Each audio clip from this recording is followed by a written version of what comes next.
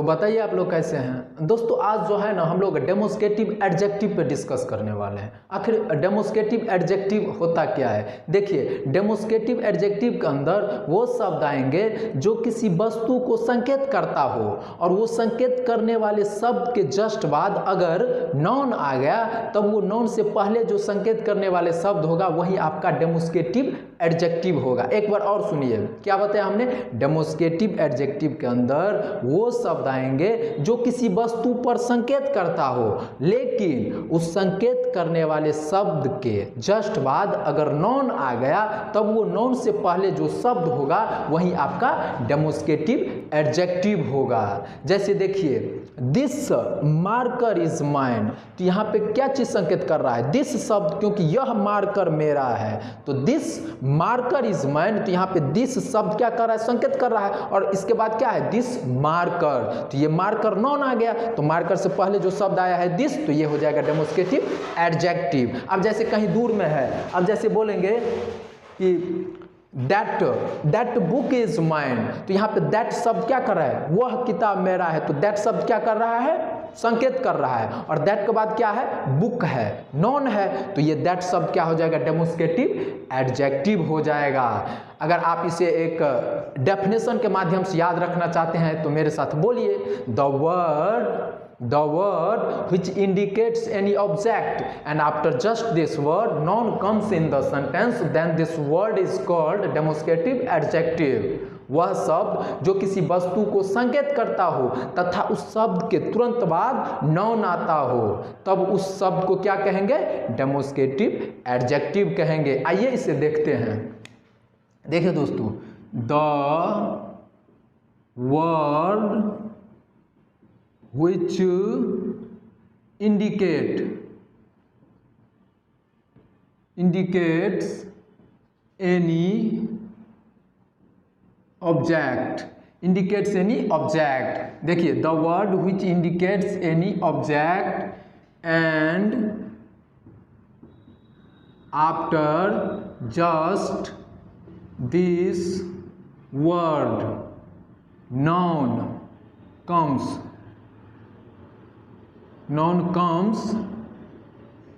in the sentence,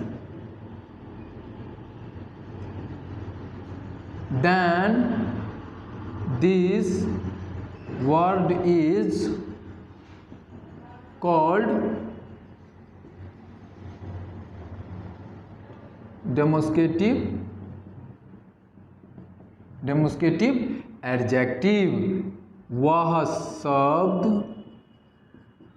जो किसी वस्तु को संकेत करता हो तथा उस शब्द के तुरंत बाद नाउन आता हो, तब उस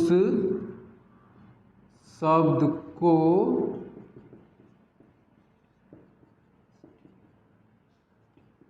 डेमोस्ट्रेटिव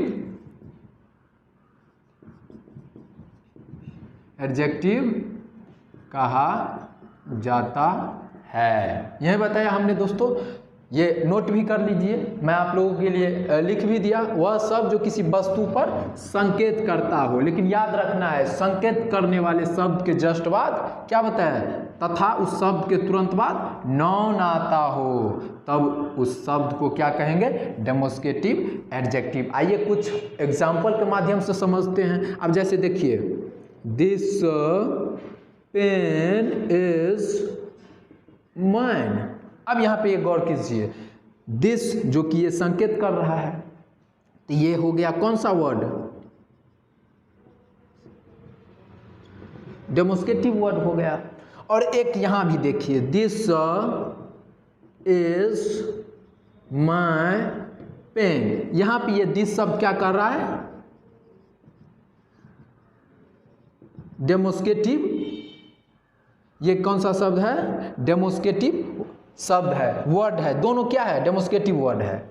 अब यहाँ पे गौर कीजिए, यहाँ पे कुछ कंडीशन है। आप याद कीजिए मैंने डेमोस्ट्रेटिव प्रोनाउन भी बताया था, उसमें भी बताया था कुछ शब्द ऐसा है जो संकेत करने के लिए आता है। अगर आप डेमोस्ट्रेटिव प्रोनाउन समझना चाहते हैं तो वो आप ऊपर आई बटन है उसको क्लिक कीजिए, वहाँ देखिए। अब यहाँ पे देखिए दोस्तों, मैंने क्या बताया, जो शब्द संकेत करेगा उसके जस्ट बाद नॉन आना चाहिए। तो यहाँ पे देखिए नॉन आया है कि नहीं, यहाँ पे देखिए ये नॉन आया है, तो नॉन से पहले जो शब्द है ये क्या हो जाएगा, डेमोस्ट्रेटिव एडजेक्टिव।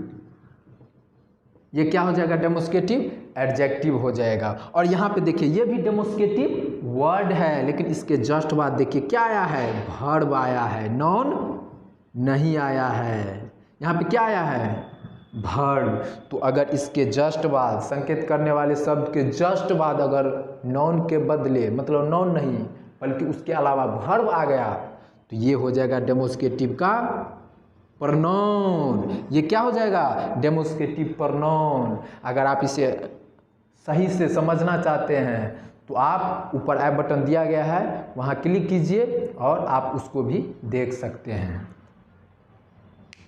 तो चलिए, आप आई होप आप लोग समझ गए होंगे।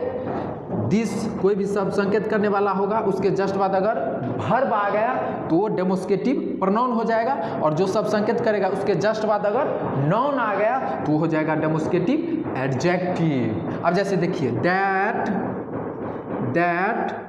बुक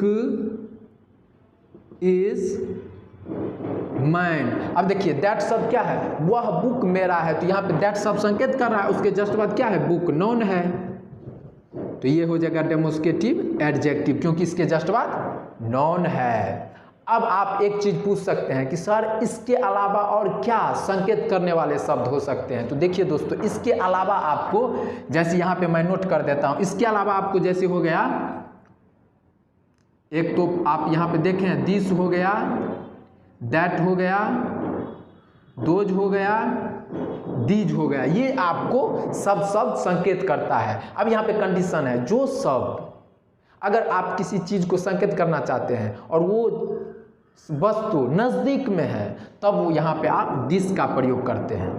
अगर कोई वस्तु है और वो दूर है और वो सिंगुलर है, एक के लिए आप संकेत करना चाहते हैं, तो वहाँ पे आप दूर के लिए दैट का प्रयोग करते हैं। सिमिलरली दिस का प्रयोग नज़दीक के लिए कब, जब कोई सिंगुलर वस्तु, मतलब कोई एक वचन के लिए आप प्रयोग करेंगे। तो कोई वस्तु अगर आप एक है और उसको संकेत करना चाहेंगे तो नज़दीक के लिए दिस और दूर के लिए दैट। और वहीं अनेक वस्तु, एक से अधिक वस्तु को आप संकेत करना चाहते हैं और वो नज़दीक है, तो उसके लिए आपको दीज का प्रयोग करना चाहिए।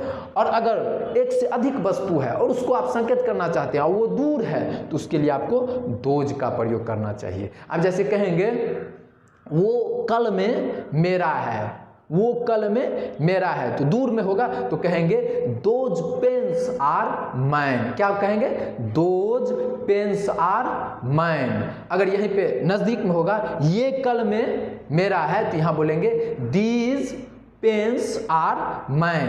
ये नज़दीक और दूर वाली काम हो गई। अब यहाँ पे समझ में आ गया, दिस हो गया एक वस्तु को संकेत करने के लिए नज़दीक के लिए, और दैट हो गया एक वस्तु को संकेत करने के लिए दूर के लिए, और वहीं पे दोज हो गया एक से अधिक वस्तु को संकेत करने के लिए दूर के लिए, और जबकि दीज एक से अधिक वस्तु को संकेत करने के लिए नज़दीक के लिए दीज का प्रयोग किया जाता है। अगर आप इसे नोट करना चाहेंगे तो नोट भी कर सकते हैं। आई होप आप लोगों को समझ में आ गया होगा। चलिए, थैंक यू फॉर वॉचिंग।